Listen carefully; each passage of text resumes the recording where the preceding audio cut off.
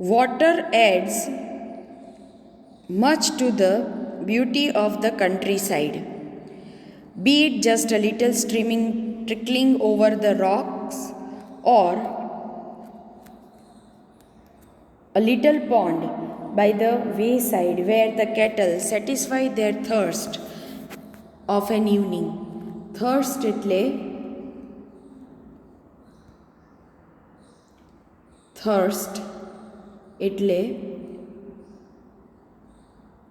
તરસ. ગામડાની ભૂપૃષ્ઠ ઉપર તો પાણીએ સુંદરતા બક્ષી દીધી છે.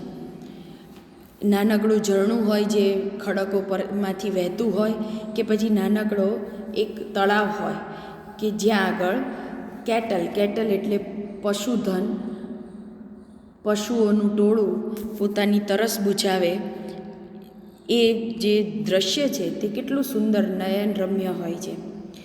The rain-fed tanks are a cheering sight when they are full.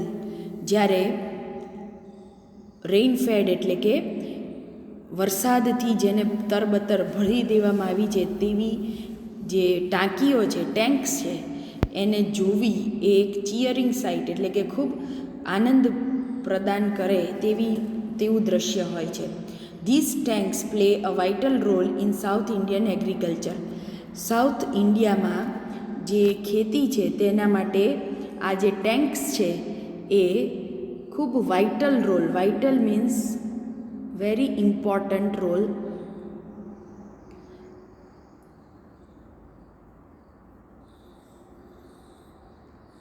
બહુ અગત્યનો ભાગ ભજવે છે આવી પાણીથી ભરેલી ટાંકીઓ.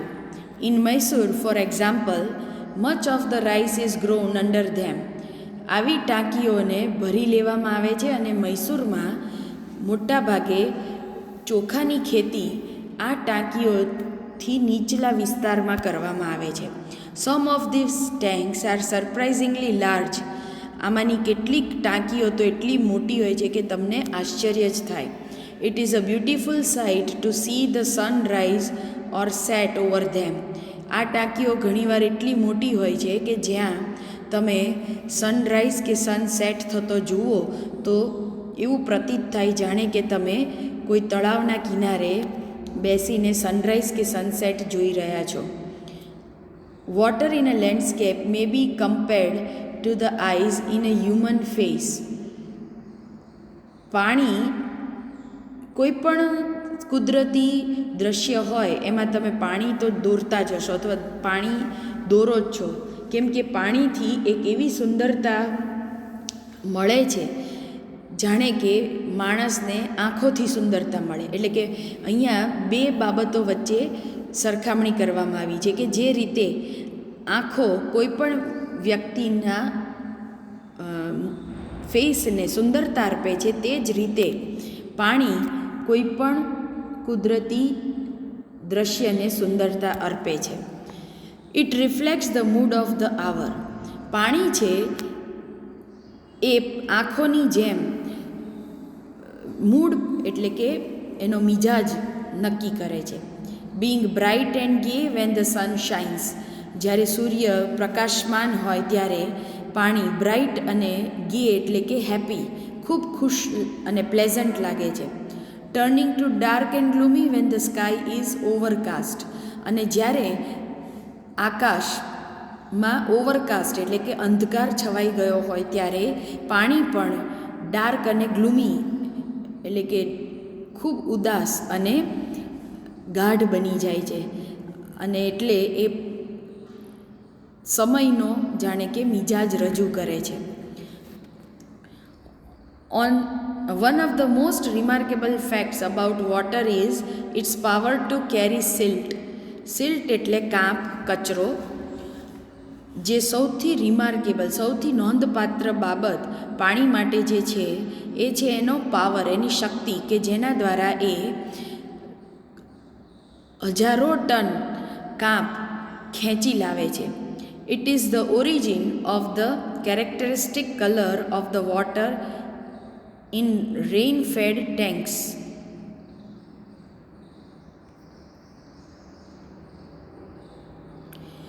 વોટરનો જે કલર છે, તમે ક્યારેક જોયું હશે દોડતું પાણી હોય એનો કલર, એનું એક અલગ લક્ષણ છે. અને આ કલર એટલે કે મડી કલર, કાદવ જેવો કલર શેના કારણે આવ્યો? એ લક્ષણ એના પાણીનો આમ તો કલર હોતો જ નથી, પાણી એકદમ ટ્રાન્સપરન્ટ હોય છે, પરંતુ તમે જોયું હશે કે જ્યારે વરસાદનું પાણી વહેતું હોય અથવા તો વરસાદના પાણીથી ભરાયેલી ટેન્કમાંથી પાણી વહે ત્યારે તેનો કલર એ કાદવના કલર જેવો હોય છે. તો એ કલર કેમ હોય છે? કેમ કે પાણીમાં એક રિમાર્કેબલ ફેક્ટ રહેલું છે. એનું એક ફેક્ટર છે કે એ પોતાની સાથે કાંપને ઘસડી લાવે છે અને આ કાંપ જ તેને કથ્થઈ કલરનું બનાવે છે, કલર આપે છે. This colour varies in the nature of the earth in the catchment area. હવે પાણીનો આ કલર પૃથ્વી ઉપર જ્યાં જ્યાં કેચમેન્ટ એરિયા એટલે કે જ્યાં જ્યાં પાણી સ્થિર થાય છે ત્યાં ત્યાં તેનો કલર બદલાઈ જાય છે. સ્વિફ્ટલી flowing water can carry ફેરલી large and heavy particles. સ્વિફ્ટલી એટલે ખૂબ ઝડપથી, રેપિડલી, સ્વિફ્ટલી ઝડપથી વહેતું પાણી પોતાની સાથે ફેરલી લાર્જ એટલે વેરી લાર્જ એમાઉન્ટ, બહુ મોટી માત્રામાં, અને હેવી પાર્ટિકલ્સ, પાર્ટિકલ્સ એટલે કણો, ઝડપથી વહેતું પાણી પોતાની સાથે ખૂબ મોટા કણો અને મોટી માત્રામાં કાંપને ઘસડી શકે છે અને લઈ આવે છે. ધ ફાઇનેસ્ટ પાર્ટિકલ્સ, ફાઇનેસ્ટ એટલે ઝીણા, બારીક. જ્યારે બારીક પાર્ટિકલ્સ જે છે, બારીક કણો છે, તે બહુ સ્મોલ હોય છે અને એટલે they remain floating within the liquid. આ બારીક કણો પાણીમાં તરતા રહે છે અને ડેન્સિટી એટલે કે એની ઘનતા ઘણી હોય છે. બારીક પાર્ટિકલ્સ હોય એટલે ખૂબ નજીક નજીક આવેલા હોય તો એની ઘનતા ઘણી હોય છે, આમ છતાં તે તરતા રહે છે અને લાંબા અંતર સુધી તેને ઘસડી શકે છે. Carried to great distance means પાણી આવા નાના કણોને ખૂબ દૂર સુધી ઢસડી લાવે છે. Such particles are of course extremely small but their number is also great. Density એટલે કે ઘનતા એના કારણે જ હોય છે કેમ કે આવા જે નાના પાર્ટિકલ્સ છે એ ભલે નાના હોય પરંતુ તેની સંખ્યા, નંબર મીન્સ સંખ્યા, ખૂબ વધુ હોય છે, ગ્રેટ હોય છે, વેરી લાર્જ ઇન એમાઉન્ટ, અને ખૂબ મોટી માત્રામાં હોય છે. અને આ રીતે આવા પાર્ટિકલ્સને ટ્રાન્સપોર્ટ કરે છે પાણી, એને ઢસડી લાવે છે પાણી. The color of the water changes successively from the muddy red or brown of silt through varying shades of yellow and green, finally to the blue of the deep sea. અહીંયા બતાવ્યું છે કે પાણીની ગતિ સાથે, તેના પ્રવાહ સાથે તેનો કલર પણ બદલાતો રહે છે. જ્યારે એ સિલ્ટને એટલે કે કાંપને અને માટીને, નાના નાના કણને ઢસડી લાવે છે ત્યારે મડી વોટરથી લઈને તેનો બ્રાઉન કલર થાય છે, ત્યારબાદ યલો અને ગ્રીન કલરમાં ફેરવાય છે અને જ્યારે ડીપ સી એટલે કે ઊંડા દરિયામાં નદી મળી જાય છે ત્યારે આ જ પાણીનો કલર બ્લુ થઈ જાય છે. Such land consisting as it does of finely divided matter is usually very fertile. હવે આવી લેન્ડ કે જે લેન્ડ પર, જે જમીન પર નદીએ ફાઇન એટલે કે એકદમ રિફાઇન નાના કણોને પાથર્યા હોય તે જમીન ફર્ટાઇલ એટલે કે ફળદ્રુપ બની જાય છે. Soil erosion is the major problem in countries like India. It occurs when the top layer of the soil is washed away. હવે એક તરફ આપણે જોયું કે પાણીનો પ્રવાહ એની સાથે કાંપને ઢસડી લાવે છે. આ એક કુદરતી પ્રક્રિયા છે અને આ કુદરતી પ્રક્રિયા સારી પણ છે કેમ કે તે જમીનને ફળદ્રુપ બનાવે છે. પણ સાથોસાથ આ જ પ્રક્રિયાના કારણે એક પ્રોબ્લેમ એટલે કે એક સમસ્યા પણ ઉદ્ભવે છે જેનું નામ છે સોઇલ ઇરોઝન. સોઇલ એટલે જમીન અને ઇરોઝન એટલે ધોવાણ. જમીનનું ધોવાણ થવું એ પણ એક પ્રક્રિયા આના કારણે બને છે અને એ ઇન્ડિયા જેવા દેશમાં એક મોટો પ્રોબ્લેમ છે. અને આ પ્રોબ્લેમ કેમ બને છે? કેમ કે ઇટ અકર્સ મીન્સ બને છે when the top layer of the soil is washed અવે. જ્યારે જમીનનું ઉપલું પડનું ધોવાણ થતું જાય છે ત્યારે સોઇલ ઇરોઝન થાય છે. It is mainly caused by sudden burst of heavy rainfall. હવે સોઇલ ઇરોઝનનું પહેલું કારણ કયું છે? તો કે sudden burst of heavy rainfall. જ્યારે અચાનક બહુ વધુ પડતો વરસાદ તૂટી પડે. બર્સ્ટ થવું એટલે તૂટી પડવું. The slope of the land, removal of the natural protective coat of vegetation, the ruts along which water can flow rapidly, and the absence of any checks to prevent the flow of water. હવે આ વાક્ય ખૂબ લાંબુ છે જેને આપણે ટુકડા કરીને સમજવું પડશે કેમ કે એક જ વાક્યમાં બધા જ કારણો એકસાથે સમાવી દેવામાં આવ્યા છે. આપણે એક કારણ જોયું કે sudden burst of rain water, અચાનક વરસાદનું તૂટી પડવું એ એક કારણ છે. બીજું કારણ છે the slope of the land. જમીન સ્લોપમાં હોય જ્યારે ઢોળાવ હોય ત્યારે તેનું ખવાણ વધારે થાય છે. ત્યારબાદ ત્રીજું એટલે સ્લોપ એ બીજું કારણ છે. ત્રીજું કારણ છે કે કુદરતી પ્રોટેક્ટિવ કોટ જે છે, નેચરલ પ્રોટેક્ટિવ કોટ, જેનો અર્થ થાય છે કુદરતી આવરણ. કોટ એટલે આવરણ. જમીન ઉપર આવેલા વૃક્ષો, વેજીટેશન જે છે એટલે કે બધા જ પ્લાન્ટ્સ અને ગ્રાસથી લઈને નાનામાં નાનું ઘાસથી લઈને તો મોટા મોટા વૃક્ષોનો જેમાં સમાવેશ થાય છે તેને કહેવાય વેજીટેશન એટલે કે વનસ્પતિ. અને આ વનસ્પતિ પૃથ્વીને એક પ્રકારનું કુદરતી આવરણ, સુરક્ષા કવચ પૂરું પાડે છે.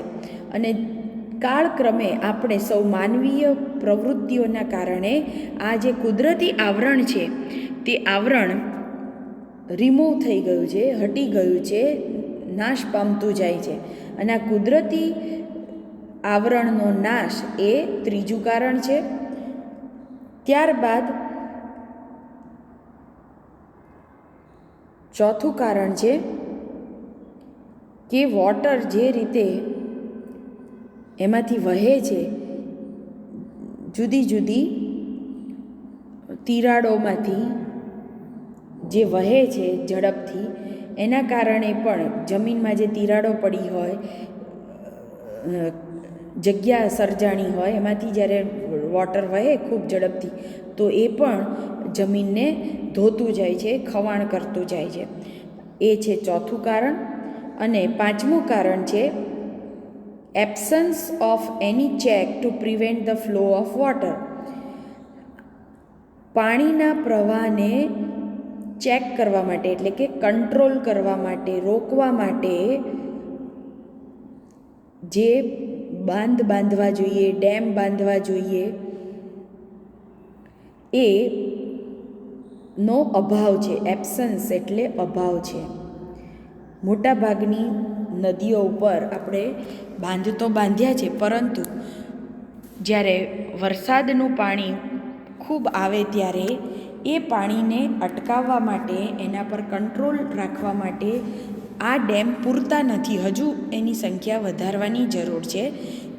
અને એ ડેમ ન હોવાને કારણે વરસાદનું પાણી ખૂબ ઝડપથી વહીને દરિયામાં ભળી જાય છે અને સાથોસાથે જમીનનું ધોવાણ પણ કરતું જાય છે. It can be checked using various preventive measures like the terracing of land, the construction of dams bunds to check the flow of water and the planting of appropriate types of vegetation.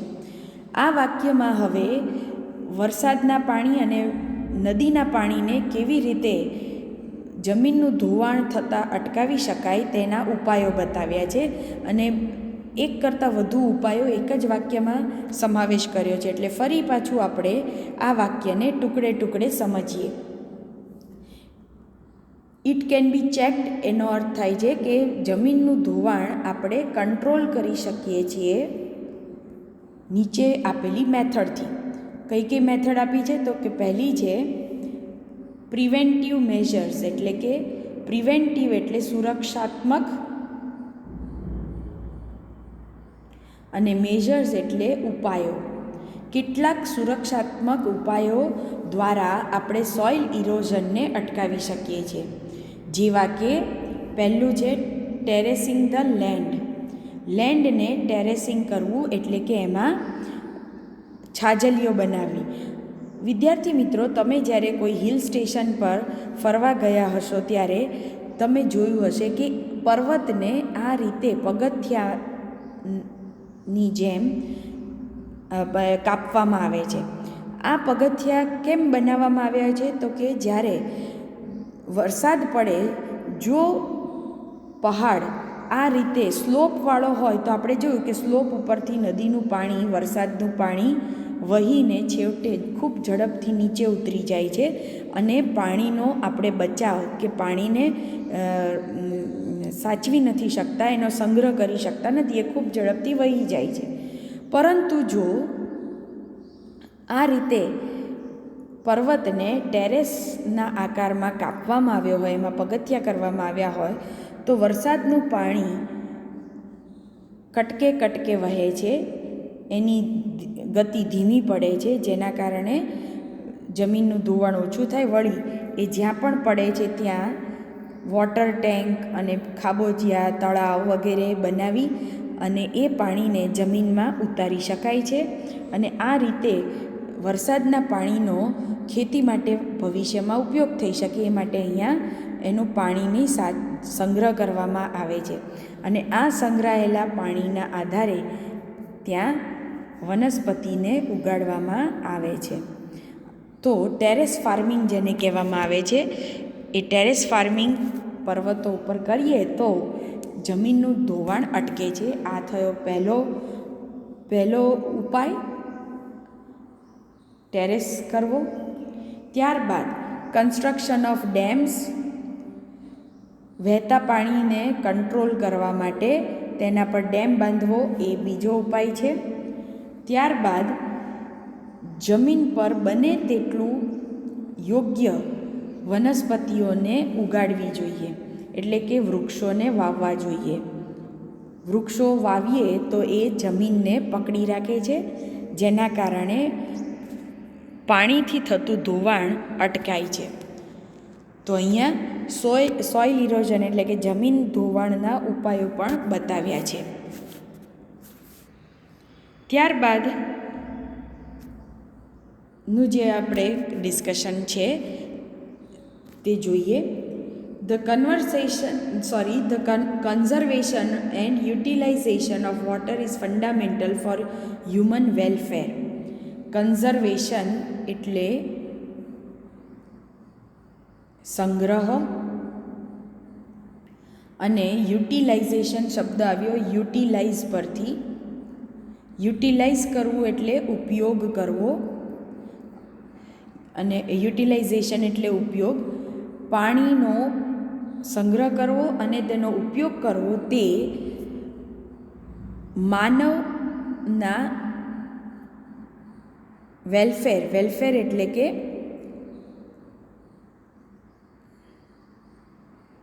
અને fundamental એટલે મૂળભૂત. વેલફેરનો અર્થ થાય છે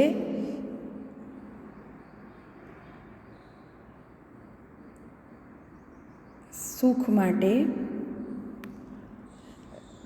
આપણો જે એ માનવોના સુખ માટે આ એક મૂળભૂત બાબત છે કે આપણે પાણીને સંગ્રહ કરતાં અને તેનો યોગ્ય ઉપયોગ કરતાં શીખવું જોઈએ. Much of Indian agriculture depends on seasonal rainfall. ભારતનો જે ખેતી છે તે મોટા ભાગે ચોમાસામાં પડતા વરસાદ ઉપર આધારિત હોય છે. And therefore it is very sensitive to any failure or irregularity of the same. અને માટે જ વરસાદ ન પડે, દુકાળ પડે અથવા તો અનિયમિત વરસાદ થાય તો તરત જ તેની અસર ખેતી પર પડે છે. એટલે કે ખેતી બહુ સેન્સિટિવ છે. It is very sensitive to, એટલે કે બહુ એનાથી તરત જ અફેક્ટ થાય છે, અસર પામે છે આપણી ખેતી. The problems of soil erosion and of inadequate or irregular rainfall are closely connected with each other. હવે દરેક પ્રોબ્લેમ જે નીચે જણાવ્યા છે એ બધા જ એકબીજા સાથે ગાઢ રીતે સંકળાયેલા છે. સોઇલ ઇરોઝન થવું, ઇનએડિક્વેટ રેઇનફોલ પડવો અથવા તો ઇરરેગ્યુલર રેઇનફોલ એટલે કે અનિયમિત વરસાદ પડવો અથવા ઓછો કે વધુ, એને ઇનએડિક્વેટ કહેવાય. ઇનએડિક્વેટ એટલે અયોગ્ય વરસાદ એટલે શું? તો કે કાં તો બહુ જ વરસાદ પડે અથવા તો ખૂબ ઓછો વરસાદ પડે. ઇરરેગ્યુલર એટલે શું? તો કે અનિયમિત વરસાદ પડે. તો આ જે ત્રણ બાબતો છે તેના એ ત્રણેય પ્રોબ્લેમ એકબીજા સાથે સંકળાયેલા છે. જેમ કે અનિયમિત વરસાદ પડે એટલે ઇનએડિક્વેટ વરસાદ પડે, ક્યારેક વધુ પડે, ક્યારેક ઓછો પડે. જો વધુ પડે તો સોઇલ ઇરોઝન થાય અને આ રીતે, અને વરસાદ ઓછો પડે, દુકાળ પડે તો વનસ્પતિઓનો નાશ થાય. વનસ્પતિનો નાશ થાય એટલે જમીનનું ધોવાણ વધે. આમ વરસાદ છે તો વનસ્પતિ છે, ને વનસ્પતિ છે તો જમીન પ્રોટેક્ટ થાય છે, રક્ષણ મળે છે. પરંતુ જો વરસાદ ન થાય અથવા ઓછો વધતો થાય તો વનસ્પતિનું પ્રમાણ ઘટે અને એના કારણે જમીનનું ધોવાણ વધે છે. આમ આ ત્રણેય પ્રોબ્લેમ એકબીજા સાથે સંકળાયેલા છે. It is clear that the adoption of techniques preventing soil erosion would also help to conserve and keep the water where it is wanted. ફરી પાછું આપણે આ વાક્યને ટુકડામાં સમજીશું. એડોપ્શન એટલે અપનાવવું, ટેકનિક એટલે પદ્ધતિ, સોઇલ ઇરોઝન એટલે જમીનનું ધોવાણને અટકાવતી ટેકનિકને અપનાવીને જ આપણે પાણીને કન્ઝર્વ એટલે કે સંગ્રહ કરી શકશું. અને જ્યાં પાણી જોઈએ છે, where it is wanted means જ્યાં પાણીની જરૂર છે ત્યાં આપણે પાણીને સાચવી શકીશું, સંગ્રહ કરી શકીશું. તો ટૂંકમાં આ પેરેગ્રાફમાં એ જ સમજાવવામાં આવ્યું છે કે પાણી બચાવવા માટે અને સંગ્રહ કરવા માટે આપણે જુદી જુદી પદ્ધતિઓનો ઉપયોગ હવે કરવો જ પડશે. તો જ આપણે જમીનનું ધોવાણ, ઇનએડિક્વેટ એટલે કે અયોગ્ય રેઇનફોલ અને અનિયમિત વરસાદ જેવા પ્રોબ્લેમ સામે લડી શકીશું. આજે આપણે આ પાઠની ચર્ચા અહીંયા જ અટકાવીએ છીએ. વધુ ચર્ચા આવતા પીરિયડમાં કરીશું. અસ્તુ.